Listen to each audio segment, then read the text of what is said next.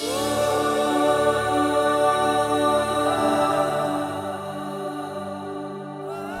is the purpose of your life and the purpose of God's call and election in your life. This is the great promises in the Bible that God calls you to obtain His kingdom and glory. എനിക്കായൊരു ഭവനം ഉയരെ അങ്ങുയരെ ഒരുങ്ങിയിടുന്നു ദൈവസന്നിധിയിൽ. ദൈവത്തിൻ കയ്യാൽ നിർമ്മിതമാം ഭവനം ഒരുങ്ങിയിടുന്നു അങ്ങുയരെ.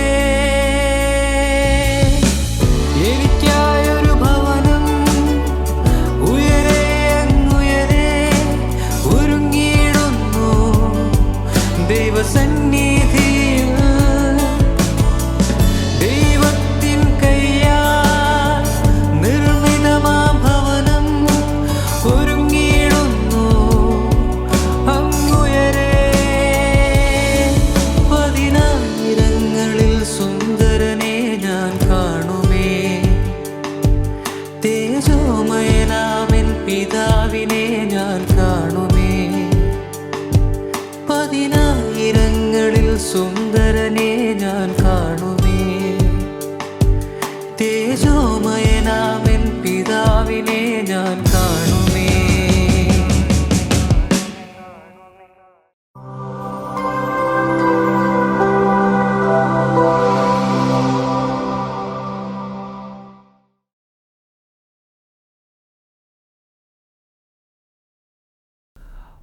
Welcome to Kingdom and Glory of God. ദൈവരാജ്യത്തിലേക്കും അവൻ്റെ തേജസ്സിങ്കിലേക്കും എൻ്റെ എല്ലാ മാന്യ പ്രേക്ഷകർക്കും ഹാർദവമായ സ്വാഗതം. ദൈവം നമ്മെ സൃഷ്ടിച്ചിരിക്കുന്നത് അവൻ്റെ രാജ്യവും തേജസ്സും പ്രാപിക്കുവാൻ വേണ്ടിയാണ്. ദൈവരാജ്യം എന്നാൽ അർത്ഥമെന്താണ്? ദ ഗവൺമെൻറ് ഓഫ് ഗാഡ്, ദൈവത്തിൻ്റെ ഭരണം എന്നർത്ഥം. ദൈവരാജ്യത്തിൻ്റെ വ്യത്യസ്തമായ പ്രത്യക്ഷതകളെക്കുറിച്ച് വിശുദ്ധ വേദപുസ്തകം നമ്മെ പഠിപ്പിക്കുകയാണ്. ഒന്നാമതായി, ദൈവത്തിൻ്റെ രാജ്യം ഒരു വ്യക്തിയിൽ ആരംഭിക്കുന്നു. ഒരുവൻ തൻ്റെ സ്വയത്തിൻ്റെ ഭരണത്തെ നിഷേധിച്ച് യേശുക്രിസ്തുവിൻ്റെ കർത്തൃത്വത്തെ അംഗീകരിച്ച് ദൈവിക ഭരണത്തിങ്കിലേക്ക് മടങ്ങി വരുമ്പോൾ അവൻ ദൈവരാജ്യത്തിലായി, ദൈവരാജ്യം അവനിലുമായി. ഇപ്പോൾ അവൻ തന്നെ ദൈവത്തിൻ്റെ രാജ്യമാണ്. രണ്ടാമതായി, യേശുക്രിസ്തു ഈ ഭൂമിയിലേക്ക് മടങ്ങി വരുമ്പോൾ ഇന്ന് ഭൂമിയിലുള്ള എല്ലാ ഭരണങ്ങൾക്കും അധികാരങ്ങൾക്കും ശക്തികൾക്കും വാഴ്ചകൾക്കും കർത്തൃത്വങ്ങൾക്കും നീക്കം വരുത്തിയിട്ട് രാജ്യം, അതായത് ഭൂമിയുടെ ഭരണം, പിതാവാം ദൈവത്തെ തിരികെ ഏൽപ്പിച്ച് ഈ ഭൂമിയുടെ മുഖച്ഛായ തന്നെ മാറ്റി ഇതിനെ നവീകരിച്ച് 1000 വർഷത്തേക്ക് തൻ്റെ ഭരണം ഭൂമിയിൽ ആരംഭിക്കുമ്പോൾ ദൈവരാജ്യം ആക്ഷരികമായി ഈ ഭൂമിയിൽ പ്രത്യക്ഷമാകും.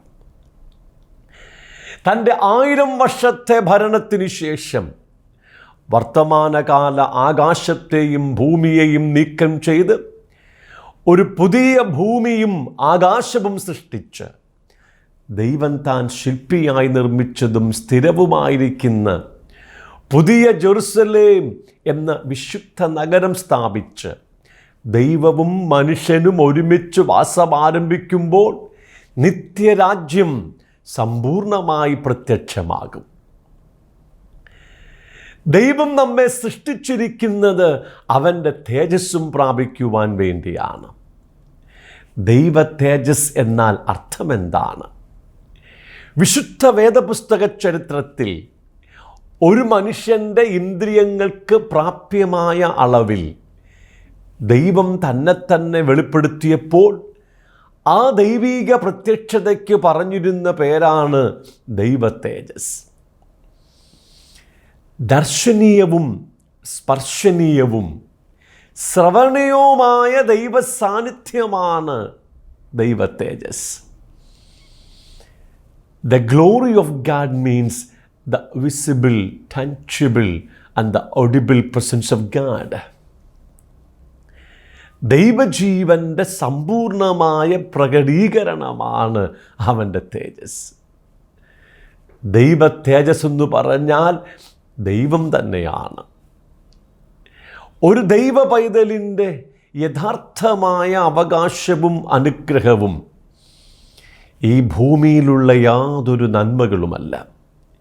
സ്വർഗത്തിൽ ലഭിക്കുവാനിരിക്കുന്ന സവിശേഷമേറിയ പ്രതിഫലങ്ങളും പുതിയ ജെറുസലേമിൽ പ്രാപിക്കുവാൻ പോകുന്ന മനോഹരമേറിയ പാർപ്പിടങ്ങളും അവൻ്റെ യഥാർത്ഥമായ അവകാശമോ അനുഗ്രഹമോ അല്ല.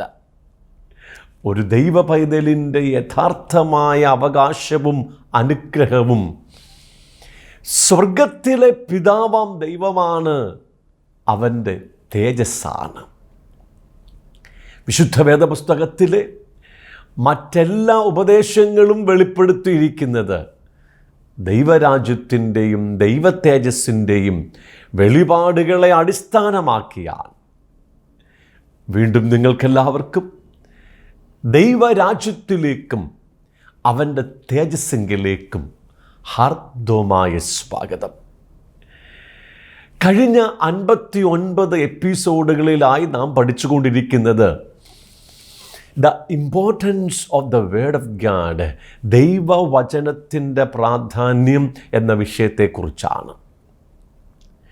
ദൈവവചനത്തിൻ്റെ ഏറ്റവും വലിയ പ്രാധാന്യം തിരിച്ചറിയണമെങ്കിൽ മനുഷ്യവർഗത്തിൻ്റെ ഏറ്റവും വലിയ അടിസ്ഥാന പ്രശ്നങ്ങൾ എന്താണെന്ന് നമുക്ക് വ്യക്തമായ ബോധ്യമുണ്ടായിരിക്കണം. മനുഷ്യൻ ദൈവത്തിൻ്റെ നിയമങ്ങൾ ലംഘിച്ച് ദൈവത്തിനെതിരെ പാപം ചെയ്ത് പാപത്തിൻ്റെ ശമ്പളമായ നിത്യമരണത്തിനായി വിധിക്കപ്പെട്ടിരിക്കുകയാണ്. ദൈവജീവൻ്റെ പൂർണ്ണതയായ തേജസ് കൂടാതെ മനുഷ്യൻ അപൂർണനാണ്. ദൈവം തൻ്റെ ജീവൻ്റെ പൂർണ്ണതയായ തേജസ്സിനാൽ ഒരു മനുഷ്യൻ്റെ ആത്മാവിൽ നിറയുന്നില്ലെങ്കിൽ അവൻ ആത്മാവിൽ ദരിദ്രനാണ്. ദൈവം തൻ്റെ ജീവൻ്റെ പൂർണ്ണതയായ തേജസ്സിനാൽ ഒരു മനുഷ്യൻ്റെ ഹൃദയത്തിൽ പ്രാണനിൽ നിറയുന്നില്ലെങ്കിൽ അവൻ്റെ ഹൃദയത്തിൽ തകർച്ചകളുണ്ട്, മുറിവുകളുണ്ട്. ഭയം, ദുഃഖം, നിരാശ തുടങ്ങി സകലവിധ നിഷേധാത്മക വികാരങ്ങളാൽ അവൻ്റെ ഹൃദയം നിറഞ്ഞിരിക്കും. ദൈവം തൻ്റെ ജീവൻ്റെ പൂർണ്ണതയായ തേജസ്സിനാൽ ഒരു മനുഷ്യൻ്റെ ശരീരത്തിൽ നിറയുന്നില്ലെങ്കിൽ അവൻ്റെ ശരീരത്തിൽ ദ്രവത്വമുണ്ട്, രോഗമുണ്ട്, മരണമുണ്ട്. ദൈവം തൻ്റെ ഏകജാതനായ പുത്രൻ യേശുക്രിസ്തുവിനെ മനുഷ്യവർഗത്തിൻ്റെ പകരക്കാരനായി ഭൂമിയിലേക്ക് അയച്ച് അവൻ്റെ ക്രൂശ് മരണം മുഖാന്തരം മനുഷ്യവർഗത്തിൻ്റെ പാപങ്ങൾക്ക് പരിഹാരം വരുത്തി പാപത്തിൻ്റെ ശമ്പളമായ നിത്യമരണത്തിൽ നിന്ന് അവരെ രക്ഷിച്ച് അവരുടെ പാപങ്ങൾക്ക് പരിഹാരം വരുത്തി തൻ്റെ ജീവനെയും ആത്മാവിനെയും അവർക്ക് ദാനമായി കൊടുത്തിരിക്കുകയാണ്. ഇപ്പോൾ യേശുക്രിസ്തുവിൽ വിശ്വസിക്കുന്ന ഒരു വ്യക്തിയുടെ ആത്മാവിലേക്ക് ദൈവത്തിൻ്റെ ആത്മാവും ജീവനും പ്രവേശിച്ച് അവനെ ദൈവത്തിൽ നിന്നും ജനിപ്പിച്ച് ദൈവത്തിൻ്റെ മകനാക്കി തീർക്കുകയാണ്. ഇനി ഓരോ നിമിഷവും ജീവൻ്റെ സമൃദ്ധിയിലേക്ക് അവനൊരു വളർച്ചയുണ്ട്. എങ്ങനെയാണ് ഈ ജീവൻ്റെ സമൃദ്ധിയിലേക്ക് വളരുന്നത്? യേശുക്രിസ്തു പറഞ്ഞു, ഞാൻ നിങ്ങളോട് സംസാരിച്ചിരിക്കുന്ന വചനങ്ങൾ ആത്മാവും ജീവനുമാണ്. ഓരോ വിശുദ്ധ തിരുവെഴുത്തുകളും ദൈവജീവനാലും ആത്മാവാലും നിറഞ്ഞിരിക്കുകയാണ്. ഈ വചനങ്ങൾ നമ്മുടെ അകത്തേക്ക് വരുമ്പോൾ വചനം ജീവനായിത്തീരുന്നു, വചനം ആത്മാവായിത്തീരുന്നു. വിശുദ്ധ വേദപുസ്തകം വായിക്കുന്നതും കേൾക്കുന്നതും പഠിപ്പിക്കുന്നതും ജീവൻ പ്രാപിച്ച് ജീവൻ്റെ സമൃദ്ധിയിലേക്ക് വളരുവാൻ വേണ്ടിയാണ്.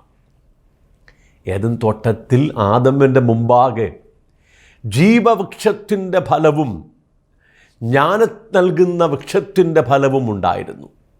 എന്നാൽ ആദം ജീവനെ ത്യജിച്ച് ജ്ഞാനത്തെ തിരഞ്ഞെടുത്തു.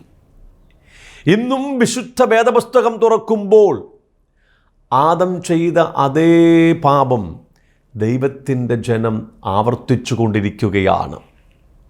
വിശുദ്ധ വേദപുസ്തകം വായിക്കുന്നതും കേൾക്കുന്നതും പഠിപ്പിക്കുന്നതും ജീവൻ പ്രാപിക്കുവാൻ വേണ്ടിയാണോ അതോ കേവലം ജ്ഞാനം പ്രാപിക്കുവാൻ വേണ്ടിയാണോ? സദൃശവാക്യങ്ങളുടെ പുസ്തകം 4-ാം അധ്യായം 20-ാം വാക്യം തുടങ്ങിയാണ് നാം പഠനം ആരംഭിച്ചത്. ദൈവത്തിൻ്റെ വചനങ്ങൾക്ക് നാം ഏറെ ശ്രദ്ധ കൊടുക്കണം. യേശു കർത്താവ് പറഞ്ഞു, നിങ്ങൾ കേൾക്കുന്നത് എന്തെന്ന് സൂക്ഷിക്കണം. നാം എന്താണ് കേൾക്കേണ്ടത്? ജീവൻ്റെ സമൃദ്ധിയിലേക്ക്, ആത്മീയ അഭിവൃദ്ധിയിലേക്ക് നമ്മെ വളർത്തിയെടുക്കുന്ന വചനങ്ങൾ. ക്രിസ്തു എന്ന തലയോളം സകലത്തിലും നമ്മെ വളർത്തിയെടുക്കുവാൻ പ്രാപ്തിയുള്ള തികഞ്ഞ പുരുഷത്വത്തിലേക്ക്, ക്രിസ്തുവിൻ്റെ സമ്പൂർണതയായ പ്രായത്തിൻ്റെ അളവ് പ്രാപിക്കുവോളം വളർത്തിയെടുക്കുന്ന ദൈവത്തിൻ്റെ എല്ലാ നിറവോളം നിറഞ്ഞു വരുവാൻ നമ്മെ സഹായിക്കുന്ന, മനസ്സ് പുതുക്കി രൂപാന്തരപ്പെടുവാൻ നമ്മെ സഹായിക്കുന്ന, സ്വയത്തെ ത്യജിച്ച് താൻ്റെ ക്രൂശെടുത്ത് സമ്പൂർണ്ണ സമർപ്പണത്തിൽ യേശുവിനെ അനുഗമിക്കുവാൻ നമ്മെ സഹായിക്കുന്ന ആത്മദേഹി ദേഹത്തിൻ്റെ സമ്പൂർണ്ണ വിശുദ്ധീകരണം സാധ്യമാക്കുന്ന, പാപത്തിൻ്റെ മീതെ, ജഡമോഹങ്ങളുടെ മീതെ, ലോകമോഹങ്ങളുടെ മീതെ, പിശാചിൻ്റെ സകല തന്ത്രങ്ങളുടെയും പരീക്ഷകളുടെയും മീതെ ജയാളികളാക്കി യേശുക്രിസ്തുവിൻ്റെ സ്വരൂപത്തോട് അനുരൂപരാക്കി തീർക്കുവാൻ നമ്മെ സഹായിക്കുന്ന ദൈവത്തിൻ്റെ വചനങ്ങൾക്ക് നാം ഏറെ പ്രാധാന്യം കൊടുക്കണം. സദൃശവാക്യങ്ങളുടെ പുസ്തകം 4-ാം അധ്യായം 21-ാം വാക്യം നാം ഈ എപ്പിസോഡിൽ ആരംഭിക്കുകയാണ്. അവ നിൻ്റെ ദൃഷ്ടിയിൽ നിന്ന് മാറിപ്പോകരുത്, നിൻ്റെ ഹൃദയത്തിൻ്റെ നടുവിൽ അവയെ സൂക്ഷിച്ചു വെക്കുക. ദൈവത്തിൻ്റെ വചനം നമ്മുടെ ദൃഷ്ടിയിൽ നിന്ന് മാറിപ്പോകരുത്. എന്താർത്ഥം? ദൈവവചനം നാം നിരന്തരമായി വായിക്കണമെന്നാണ്. ദൈവത്തിൻ്റെ വചനങ്ങൾക്ക് ഏറെ ശ്രദ്ധ കൊടുക്കുകയും അവ നിരന്തരമായി വായിക്കുകയും ചെയ്യുമ്പോഴാണ് വേദപുസ്തകത്തിൻ്റെ പേജുകളെ വിട്ട് വചനം നമ്മുടെ ഹൃദയത്തിൻ്റെ നടുവിൽ താമസമാരംഭിക്കുന്നത്. വചനം നിൻ്റെ ഹൃദയത്തിൻ്റെ നടുവിൽ സൂക്ഷിച്ചു വെക്കണമെന്നാണ് പറഞ്ഞിരിക്കുന്നത്. 22-ാം വാക്യം പറയുന്നത്, അവയെ കിട്ടുന്നവർക്ക് അവ ജീവനും അവരുടെ സർവ്വദേഹത്തിനും സൗഖ്യവുമാകുന്നു. ദൈവത്തിൻ്റെ വചനങ്ങൾക്ക് ഏറെ ശ്രദ്ധ കൊടുത്ത് നിരന്തരം വചനങ്ങൾ കേട്ട് നിരന്തരം വചനങ്ങൾ വായിച്ച് അവ ഹൃദയത്തിൻ്റെ നടുവിലെത്തി ഹൃദയത്തിൻ്റെ നടുവിൽ അവയെ സൂക്ഷിച്ചു വെച്ചാൽ അവ ജീവനായിത്തീരും. നാം പഠിച്ചുകൊണ്ടിരിക്കുന്നത് വചനം ജീവനാകുന്ന വിഷയത്തെക്കുറിച്ചാണ്. ജീവൻ്റെ സമൃദ്ധിയിലേക്ക് വളരുന്ന കാര്യമാണ്. മനുഷ്യൻ്റെ ഏറ്റവും വലിയ ആവശ്യം ദൈവത്തിൻ്റെ ജീവനാണ്. ജീവൻ്റെ പൂർണ്ണതയായ അവൻ്റെ തേജസ്സാണ്. അങ്ങനെ വചനം ഒരുവൻ്റെ ഹൃദയത്തിൽ വന്ന് താമസമാരംഭിച്ച് വചനം ജീവനായി തീർന്നാൽ അവൻ്റെ സർവ്വദേഹത്തിനും അത് സൗഖ്യമായി തീരും. ഏതു വചനമാണോ നമ്മുടെ അകത്ത് താമസമാരംഭിക്കുവാൻ വന്നത്, ഏതു വചനമാണോ അതിൻ്റെ ജീവനെ നമ്മുടെ അകത്തേക്ക് പകർന്നത്, ഏതു വചനമാണോ നമ്മുടെ അകത്ത് ജീവനും ആത്മാവുമായി തീർന്നത്, അതിൻ്റെ ഫലം നമ്മുടെ ജീവിതത്തിൽ നാം വഹിക്കാൻ തുടങ്ങും, അനുഭവിക്കുവാൻ തുടങ്ങും. 21 വാക്യം, വചനം നിൻ്റെ ദൃഷ്ടിയിൽ നിന്ന് മാറിപ്പോകരുത് എന്നാണ്. എന്താണ് ഇതിൻ്റെ അർത്ഥം? നിരന്തരമായി നാം ദൈവത്തിൻ്റെ വചനം വായിക്കണം. എന്തുകൊണ്ടാണ് നിരന്തരമായി നാം ദൈവത്തിൻ്റെ വചനം വായിക്കേണ്ടത്? എബ്രായർക്ക് എഴുതിയ ലേഖനം 5-ാം അധ്യായം അതിൻ്റെ 11-ാം വാക്യം തുടങ്ങി നാം വളരെ വ്യക്തമായി പഠിച്ചു കഴിഞ്ഞിട്ടുണ്ട്. അതിൻ്റെ 14-ാം വാക്യം ഞാൻ വീണ്ടും വായിക്കുന്നു. കട്ടിയായുള്ള ആഹാരം നന്മ തിന്മകളെ തിരിച്ചറിയുവാൻ തഴക്കത്താൽ അഭ്യസിച്ച ഇന്ദ്രിയങ്ങളുള്ളവരായി പ്രായം തികഞ്ഞവർക്കേ പറ്റുകയുള്ളൂ.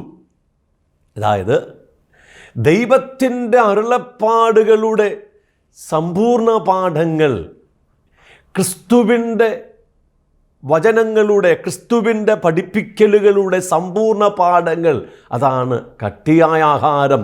അവയുടെ പ്രകാശനം സ്വീകരിക്കണമെങ്കിൽ നമ്മുടെ ഇന്ദ്രിയങ്ങൾക്ക് ശരിയായിരിക്കുന്ന അഭ്യസനം വരണം.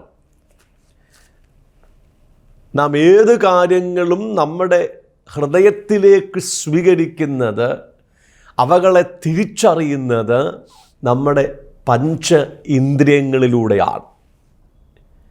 അതിൽ ഒരു പ്രധാനപ്പെട്ട ഇന്ദ്രിയമാണ് നമ്മുടെ കണ്ണ്, കാഴ്ച. നമ്മുടെ ബുദ്ധിയിലേക്ക്, ഹൃദയത്തിലേക്ക് നാം കാര്യങ്ങളെ സ്വീകരിക്കുന്നത് നമ്മുടെ കണ്ണുകളിലൂടെയാണ്, വായനയിലൂടെയാണ്, കാഴ്ചയിലൂടെയാണ്. നമ്മുടെ കണ്ണുകൾ ഈ ലോകവുമായി വളരെ ഇടപഴകിയിരിക്കുന്ന ഒരു ഇന്ദ്രിയമാണ്. ലോകത്തിൻ്റെതായ ഏത് കാര്യങ്ങളും നമ്മുടെ ഹൃദയത്തിലേക്ക്, മനസ്സിലേക്ക് സ്വീകരിക്കുന്നതിൽ നമ്മുടെ കണ്ണുകൾ വളരെ ഉത്സാഹത്തിലാണ്. ലോകത്തിൻ്റെ ഏത് എഴുത്തുകൾ വായിക്കുന്നതിൽ, പുസ്തകങ്ങൾ വായിക്കുന്നതിൽ, ദിനപത്രങ്ങൾ വായിക്കുന്നതിൽ, അതുപോലെ ടെലിവിഷൻ കാണുന്നതിൽ, സിനിമ കാണുന്നതിൽ നമ്മുടെ കണ്ണ് വളരെ ഉത്സാഹത്തിലാണ്. എന്നാൽ ദൈവത്തിൻ്റെ വചനം സ്വീകരിക്കുന്ന കാര്യത്തിൽ, ദൈവത്തിൻ്റെ വചനം വായിക്കുന്നതിൽ നമ്മുടെ കണ്ണ് ഒട്ടും ഉത്സാഹത്തിലല്ല. ഞാൻ ഇന്നും ഓർക്കുന്നത്, എൻ്റെ ചെറുപ്പത്തിൽ അനേകമായ നോവലുകൾ ഞാൻ വായിക്കാറുണ്ടായിരുന്നു. പ്രത്യേകിച്ച് ഡിറ്റക്റ്റീവ് നോവൽ, അതുപോലെ ഭീകര നോവൽ, ഡ്രാക്കുള തുടങ്ങിയ മിക്ക ഭീകര നോവലുകൾ ഞാൻ രാത്രിയിലിരുന്ന് വായിച്ച് തീർക്കും. ഉറക്കം വരുത്തില്ല. അത്യുത്സാഹത്തോടെ ഇത്തരത്തിലുള്ള പുസ്തകങ്ങൾ വായിക്കുവാൻ എനിക്ക് കഴിഞ്ഞിരുന്നു. എന്നാൽ വേദപുസ്തകം തുറന്ന് 4 വാക്യങ്ങൾ വായിച്ചു കഴിയുമ്പോൾ എൻ്റെ കണ്ണുകൾക്ക് ഭാരം കൂടും. ഞാൻ അറിയാതെ ഉറങ്ങിപ്പോകും. വേദപുസ്തകം എൻ്റെ തലയിണയായി മാറ്റപ്പെടും. ലോകത്തിൻ്റെ കാര്യങ്ങൾ സ്വീകരിക്കുന്നതിൽ, വായിക്കുന്നതിൽ, കാണുന്നതിൽ, അനുഭവിക്കുന്നതിൽ നമ്മുടെ കണ്ണുകൾ വളരെ ഉത്സാഹത്തിലാണ്. കാരണം ലോകം മുഴുവനും നമ്മുടെ കാഴ്ചയിൽ ലയിച്ചിരിക്കുകയാണ്. എന്നാൽ സ്വർഗത്തിൻ്റെ കാര്യങ്ങൾ കാണുന്നതിൽ, ആത്മീയമായ കാര്യങ്ങൾ അനുഭവിക്കുന്നതിൽ, ദൈവത്തിൻ്റെ വചനം വായിക്കുന്നതിൽ നമ്മുടെ കണ്ണുകൾ ഉത്സാഹത്തിലല്ല. അതുകൊണ്ട് നിരന്തരം വായനയിലൂടെ നമ്മുടെ കണ്ണുകൾക്ക് നാം അഭ്യസനം കൊടുക്കണം. അങ്ങനെ നിരന്തരമായി വചനങ്ങൾ വായിച്ചെങ്കിൽ മാത്രമേ നമ്മുടെ ഇന്ദ്രിയങ്ങൾക്ക് അഭ്യസനം വരികയുള്ളൂ. ആത്മീയ മർമ്മങ്ങൾ, അതായത് കട്ടിയേറിയ ആഹാരം സ്വീകരിപ്പാൻ, ദൈവത്തിൻ്റെ അരുളപ്പാടുകളുടെ സമ്പൂർണ്ണ പാഠങ്ങൾ സ്വീകരിക്കുവാൻ, ക്രിസ്തുവിൻ്റെ പഠിപ്പിക്കലുകളുടെ സമ്പൂർണ്ണ പാഠങ്ങൾ സ്വീകരിക്കുവാൻ, വായിച്ചു ഗ്രഹിക്കുവാൻ നമ്മുടെ കണ്ണുകൾക്ക് കഴിയുകയുള്ളൂ. നമ്മുടെ ബുദ്ധി അങ്ങനെ മാത്രമേ തുറന്നു വരികയുള്ളൂ. ദൈവത്തിൻ്റെ വചനം വായിക്കാൻ പറയുമ്പോൾ അതെല്ലാവർക്കും വളരെ ഭാരമുള്ള വിഷയമാണ്. ഈ വേദപുസ്തകം ദൈവം നമുക്ക് തന്നിരിക്കുന്നത് അനാദികാലം മുമ്പ് സ്വർഗത്തിൽ എഴുതപ്പെട്ട ദൈവത്തിൻ്റെ വചനമായിട്ടാണ്. ഞാൻ പറഞ്ഞല്ലോ, നാം ഈ ലോകക്കാരല്ല. ഈ ലോകത്തിൽ ജീവിക്കുവാൻ വേണ്ടി അല്ല ദൈവം നമ്മെ തെരഞ്ഞെടുത്തിരിക്കുന്നത്. ഈ ലോകം താൽക്കാലികമാണ്. ദൈവത്തിൻ്റെ പദ്ധതി വരുവാനുള്ള ലോകമാണ്, നിത്യമായ രാജ്യമാണ്. ദൈവത്തിൻ്റെ ജീവൻ്റെ പൂർണ്ണതയായ തേജസ് പ്രാപിച്ച് അവൻ്റെ രാജ്യത്തിൽ, അവൻ്റെ സാന്നിധ്യത്തിൽ അവനോടുകൂടെ നിത്യം ജീവിക്കുവാൻ വേണ്ടിയാണ് ദൈവം എന്നെയും നിങ്ങളെയും തിരഞ്ഞെടുത്തിരിക്കുന്നത്. ആ നിത്യരാജ്യത്തെക്കുറിച്ച്, നിത്യജീവനെക്കുറിച്ച്, സ്വർഗത്തിലെ സകല ആത്മീയ അനുഗ്രഹങ്ങളെയും കുറിച്ച്, വരുവാനുള്ള ലോകത്തെക്കുറിച്ച്, മനുഷ്യവർഗത്തോടുള്ള ദൈവിക പദ്ധതികളെക്കുറിച്ച്, അനാദികാലം മുതൽ ദൈവത്തിൻ്റെ ഹൃദയത്തിലുള്ള രഹസ്യങ്ങളെക്കുറിച്ച് രേഖപ്പെടുത്തിയിരിക്കുന്നതാണ് ഈ വിശുദ്ധ വേദപുസ്തകം. അത് നിരന്തരം വായിച്ചെങ്കിൽ മാത്രമേ വരുവാനുള്ള നമ്മുടെ ജീവിതത്തിൻ്റെ പ്രകാശനം പ്രാപിക്കുകയുള്ളൂ. ഇല്ലെങ്കിൽ നാം ഈ ലോകത്തിലേക്ക് ഇറങ്ങിപ്പോകുകയും ഈ ലോകം നമ്മുടെ ഹൃദയത്തിനകത്ത് പൂർണ്ണമായി നിറയുകയും നമ്മൾ ഈ ലോകത്തിൽ പട്ടുപോകുകയും ചെയ്യും. അതുകൊണ്ട് ദൈവത്തിൻ്റെ വചനം നിരന്തരമായി വായിക്കുക. ഈ പുസ്തകം എഴുതിയിരിക്കുന്നത് മറ്റ് പുസ്തകങ്ങൾ പഠിക്കുന്നത് പോലെ പഠിക്കുവാൻ വേണ്ടിയല്ല. പഠനവും വായനയും തമ്മിൽ വലിയ വ്യത്യാസമുണ്ട്.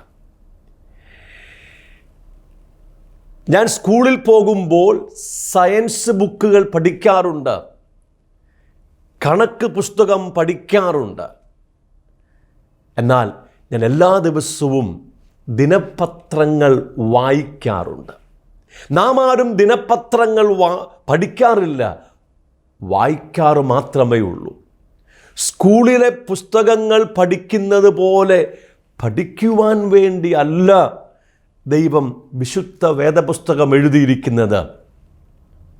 ഒരു ദിനപത്രം വായിക്കുന്നത് പോലെ അല്ല, കുറച്ചും കൂടെ മനസ്സ് വേദപുസ്തകത്തിലേക്കൂന്നി നിങ്ങൾ ഈ പുസ്തകം വായിച്ചാൽ നിങ്ങളുടെ വായനയുടെ മധ്യത്തിൽ പരിശുദ്ധാത്മാവ് നിങ്ങളുടെ ബുദ്ധിയെ തുറന്ന്, നിങ്ങളുടെ ബുദ്ധിയെ പ്രകാശിപ്പിച്ച്, ഹൃദയദൃഷ്ടിയെ പ്രകാശിപ്പിച്ച് വചനത്തെ നിങ്ങൾക്ക് തുറന്നു തരികയും ആ വചനത്തിനകത്തിരിക്കുന്ന ആത്മീയ മർമ്മങ്ങൾ നിങ്ങളുടെ ഹൃദയത്തിലേക്ക് പകരുകയും ക്രമേണ വചനം വേദപുസ്തകത്തിൻ്റെ താളുകളെ വിട്ട് നിങ്ങളുടെ ഹൃദയത്തിലേക്ക് പ്രവേശിക്കുകയും വചനം ജീവനായി തീരുകയും ആത്മാവായി തീരുകയും ചെയ്യും. നിങ്ങൾ വചനത്തെ അനുഭവിക്കാൻ തുടങ്ങും, ജീവനെയും ആത്മാവിനെ അനുഭവിക്കുവാൻ തുടങ്ങും. ക്രമേണ ആ വചനം നിങ്ങളുടെ അകത്ത് ഫലം കായ്ക്കുകയും നിങ്ങളിൽ തന്നെ മാംസമായി തീരുകയും ചെയ്യും. കിങ്ഡം ആൻഡ് ഗ്ലോറി മിനിസ്ട്രീസിൻ്റെ ആഫ്രിക്കൻ മിഷനിലേക്ക് എൻ്റെ എല്ലാ മാന്യപ്രേക്ഷകർക്കും ഹാർദവമായ സ്വാഗതം. ആഫ്രിക്കയുടെ മിക്ക രാജ്യങ്ങളിലും തുടരുന്ന ആഭ്യന്തര യുദ്ധങ്ങളിൽ നിന്നും അഭയാർത്ഥികളായി യുഗാണ്ടയിൽ ജീവിക്കുന്ന 40 ലക്ഷത്തിലധികം വരുന്ന ജനങ്ങളുടെ മധ്യത്തിലാണ് നമ്മുടെ പ്രവർത്തനങ്ങൾ ഇപ്പോൾ നടന്നുകൊണ്ടിരിക്കുന്നത്. യുദ്ധത്തിൻ്റെ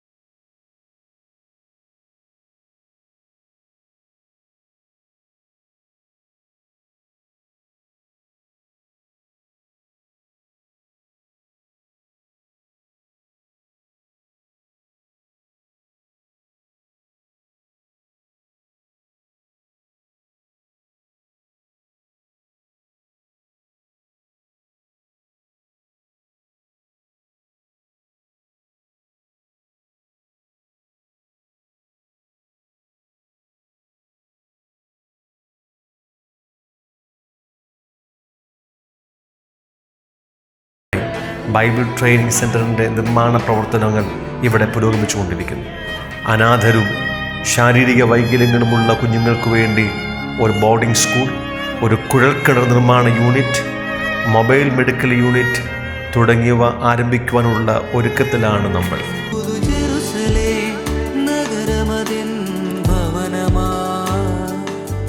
നിൻ തേജസ്സിൻ